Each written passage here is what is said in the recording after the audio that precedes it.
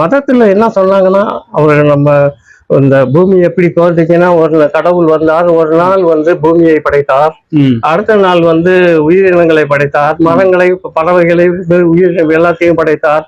அப்புறம் வந்து இப்ப எல்லாத்தையும் ஒண்ணு ஒண்ணா படைச்சு முடிச்சுட்டு கடைசியா வந்து 7வது நாள் நித்திரைக்கு போயிட்டார், ஓய்வு எடுக்க போயிட்டாருங்கிறது மதவாத கருத்துக்கள். இது எல்லா மதங்களுமே அதை கடவுள் படைத்தார் என்றதை ஏற்றுக்கொண்டாங்க.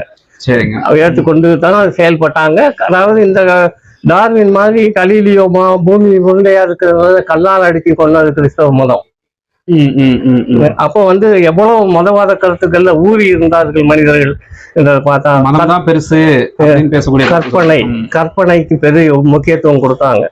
அதுக்கப்புறம் வந்து இப்ப இன்னைக்கு வந்து இப்ப நீங்க பாத்தீங்கன்னா இன்னைக்கு எல்லா மதங்களும் வந்து சமூக விஞ்ஞானத்தை ஏற்றுக்கொண்டு இருக்கிறாங்க, ஒற்றுமையா இருக்காங்க, ஓரளவுக்கு வந்துட்டாங்க. வழி இல்லை என்னன்னா இது யதார்த்தம், உண்மை.